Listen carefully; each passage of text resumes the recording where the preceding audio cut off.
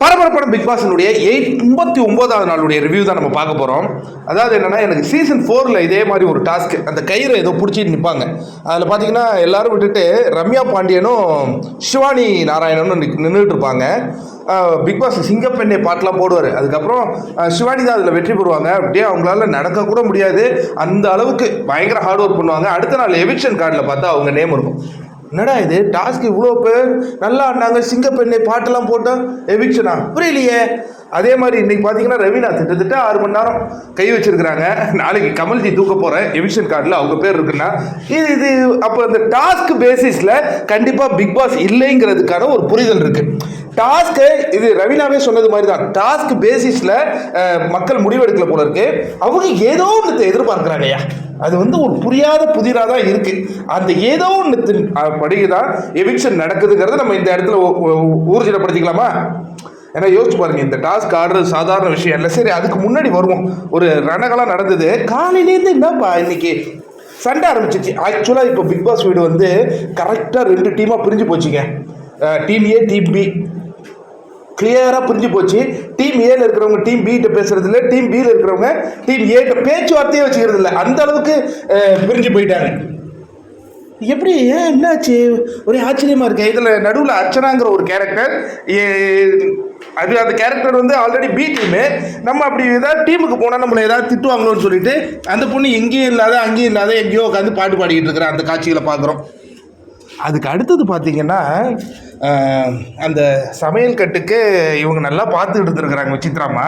இன்றைக்கி அவங்க போய் மாயாவோடையும் பூர்ணிமாவோடையும் அவங்க கொஞ்சம் நேரம் செட்டில் பண்ணால் அவங்களுக்கு கொஞ்சம் ஃப்ரெஷ்னஸாக இருக்குது. ஏன்னா அந்த பொண்ணுங்க நல்லா இப்போ ஆன்ட்டி மம்மா அம்மான்னு கூட கூப்பிட்றாங்களே மாயா, அந்த பாசத்தை அவங்க வெளிக்காட்டும் பொழுது இவங்க அதில் உருகுவாங்க. விசித்ராமாவுக்கு அது எப்போதுமே பிடிக்கும்.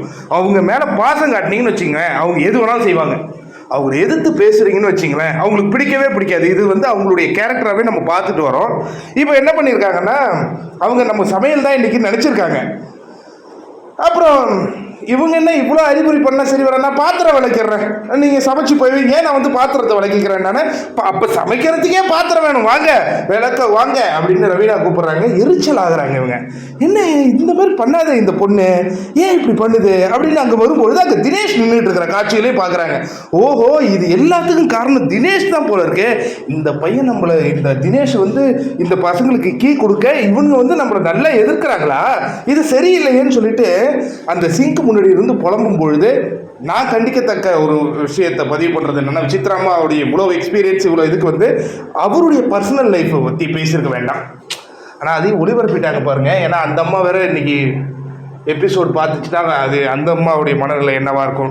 ரொம்ப தினேஷை ரொம்ப டிகிரேட் பண்ணி பேசுனாங்க. அது தேவையில்லாத விஷயம். ஏன்னா இந்த சண்டைக்கும் தினேஷுக்கும் பெருசாக சம்பந்தம் இல்லை. அப்படி இருக்கும் பொழுது இவங்க ஏன் சொன்னாங்கன்னா, இவங்களுக்கு தினேஷை பிடிக்கல, தினேஷுக்கு இவங்களுக்கு பிடிக்கலங்கிறதுக்கு தான் நம்ம கன்க்ளூஷன் வர முடியும். அதுக்கப்புறம் மாயாவும் பூர்ணிமாவும் குழந்தைகளாக மாறி பேசிக்கிட்டு இருந்த அந்த காட்சிகள்லாம் பார்த்தோம். அதுக்கப்புறம் இந்த டாஸ்க் தொடங்குதுங்க. ஒரு எதிர்பார்க்கப்பட்ட டாஸ்க், இன்னொன்று ஒரு டாஸ்க் ஒன்று தொடங்குது. அதில் அந்த மிஷின் ரிப்பேர் ஆகிடுச்சு. அதனால தான் பிக் பாஸ் என்ன பண்ணுறாரு, இந்த டாஸ்க்கை கொண்டு நிறுத்துறாரு. இதுலேயுமா அதே மாதிரி டிவின்னு போய் பிடிச்சிப்பீங்க. சரி, ஓகே. ஏன்னா இது பேச்சுவார்த்தையே இல்லாத மாதிரில பிரிஞ்சு போச்சு. இப்போ டீம் ஏல நிக்சன் அவர் இந்த டிக்கெட் டு ஃபினாலே தொடங்கும் போது சொன்னார், என் உயிரை கொடுத்து நான் விளையாடுவேன், எனக்கு வெற்றி முக்கியம் இல்லைன்னாரு. பட் பாவம் அவர் பிடிச்சிருக்காரு. ஒரு மணி நேரம் என்னமோ அறியாதங்க லைட்டாக கையை எடுத்திருக்காரு. பிக் பாஸ் அதை நோட் பண்ணிட்டாரு. நடுவர்கள் என்ன பண்ணிட்டு இருந்தாங்க, ஓ விஜய் வருமா தான் அந்த போர்டை பார்த்துட்டு இருந்தாங்க. அவருக்கு அது கண்ணுக்கு கண்டிப்பாக தெரியவே தெரியாது. ஏன்னா அவர் ஒரு ஃபேவரட்டிசம் பார்க்குற அம்பையர். அர்ச்சனாமா அந்த இதில் பார்த்துக்கிட்டு இருக்காங்க. பிக் பாஸ் பார்த்துட்டாரு, விஜய் நீங்கள் நிக்சன் கையை எடுத்தீங்க, வெளில வந்துருங்க அப்படின்னு சொல்லிட்டாரு. அப்போ இந்த அளவு மைன்யூட்டாக பிக் பாஸ் நோட் பண்ணுறாரு. அப்போ இன்னைக்கு அந்த நெயில் பாலிஷ் விஷயம் அது கூட அவர் நோட் பண்ணியிருப்பாரு. அது சொல்ல மாட்டார். அது கமல்ஜிக்கான ஒரு எபிசோடாக விட்டு வச்சிருக்காரு பிக் பாஸ். அது என்னன்னு பார்ப்போம். இப்போ என்னன்னா, நிக்சன் வந்ததுக்கு பிறகு அந்த அணியில் கொஞ்சம் பேலன்ஸ் பண்ணுறது கஷ்டமாகுது. ஏன்னா இங்கே 4 பேர் பேலன்ஸ் பண்ணிட்டு இருக்காங்க, அங்கே 3 பேர் பேலன்ஸ் பண்ணிட்டு இருக்காங்க. விசித்ராமாவால் ஒரு கட்டத்துக்கு மேலே முடியல. அவதும் 2 மணி நேரம் 3 மணி நேரம் தாண்டி எடுத்துன்னு நினைக்கிறேன். நான் கிவ் அப் பண்ணிக்கிறேன் அப்படின்ன உடனே அவங்களும் கிவ் அப் பண்ணுறாங்க. அதற்கு பிறகு அந்த நேரத்தில் மாயா அண்ட் பூர்ணிமா ரியலாகவே அவங்களுடைய அந்த அந்த ஸ்பிரிட்னு சொல்லுவாங்க இல்லையா, அதை காட்டினாங்கங்க. பூர்ணிமாவுக்கு எப்பேற்பட்டனும் நம்ம அதில் நின்றுடணும், அங்கே விஷ்ணு கையெடுத்ததுக்கப்புறம் நம்ம கையெடுக்கலாம் அப்படிங்கிறத அவங்க மனசுக்குள்ளே நினைச்சாங்களா என்னன்னு தெரியல. வெறி கொண்ட வேங்கை மாதிரி இத்தனைக்கு லெஃப்ட் ஹேண்ட் பூர்ணிமா நல்லா பண்ணாங்க. அந்த இடத்துல அந்த ரேப் பாடுறது இதெல்லாம் ஹிட் ஆகும். அவங்க இப்போ இன்னைக்கு ஈவினிங்லேருந்து பீகார் நார்த் இந்தியாவிலேருந்துலாம் மாயா ஓட் ஃபார் மாயான்லாம் அந்த ட்விட்டர்லாம் நம்ம பார்த்தோம். அது ஒரிஜினலாகவே மாயா ஃபேன்ஸா இல்லை அது ஏற்பாடு பண்ணாங்களா எனக்கு தெரியாது. பட் அதில் போடுறதுக்கு இந்த விஷயங்கள் மிகப்பெரிய அளவுக்கு அவங்களுக்கு ஹைலைட் ஆகும். அதுக்கு பிறகு பூர்ணிமா கையெடுத்ததுக்கு பிறகு மாயா வந்து சிங்கிள் ஹேண்டடாக அதை மெயின்டைன் பண்ணிட்டு இருந்தது ரொம்ப பெரிய பாராட்டை பெறுங்க. அவங்களும் கிவ் அப்பே பண்ணல. அந்த போர்டு போய் கீழே, அது எவ்வளோ பெரிய போர்டு இல்லை, போர்டு தான் கீழே விடுவதை தவிர்த்து மாயா அங்க தன்னுடைய அந்த ஸ்டாமினாவை காட்டுறாங்க. ரொம்ப இம்ப்ரெஸ் பண்ணிருக்காங்க. அப்போ வந்து அர்ச்சனாவே சொல்றாங்க, day by day you impress me அப்படிங்கிறாங்க. விசித்ராம குழந்தை மாதிரி எடுத்து வச்சு கொஞ்சிறாங்க. இதெல்லாம் பார்க்கறதுக்கு ரொம்ப அழகா இருக்கு. அதற்கு பிறகு இங்க பார்த்தா 4 பேரும் விடாகண்டம் மாதிரி விடவே மாட்டேங்கிறாங்க. அதுக்கப்புறம் வந்து தினேஷ் கேட்குறாரு, என்னப்பா எடுத்துட்டுமா விஷ்ணு, உனக்கு என்ன பாயிண்ட் வேணும்? எனக்கு 5 பாயிண்ட் வரையும் நான் போவேன் அப்படின்ன உடனே இப்போ என்னன்னா விஷ்ணுவும் தினேஷும் ஒரு போர்ப்படை தளபதிகள் மாதிரி இந்த பக்கம் அந்த பக்கம் பிடிச்சிட்டு இருந்தாங்க இல்லையா. நடுவில் இவங்களுக்கு கொஞ்சம் சேஃப் தான். தினேஷால முடியல. இன்னொன்று வந்து அவர் யோசிச்சும் பார்த்தாரு, என்னதான் வந்தாலும் 5 பாயிண்ட் எடுத்தாலும் அவரெல்லாம் என்ன பண்ண முடியாது. டிக்கெட் ஃபினாலே இன்னொன்று அவருக்கு எல்லாருமே பாதிக்கப்படுறாங்க. அந்த ஒரு கை பிடிச்சிட்டு இருக்கிறது சாதாரண விஷயம் இல்லை. தினேஷ் கிவ் அப் ஆனாங்க. கொஞ்ச நேரத்தில் விஷ்ணுவும் ஆகுறாரு. அப்போவே மணி வந்து உங்களுக்கு 5 மணி நேரத்தை தாண்டி போயிட்டு இருக்கு.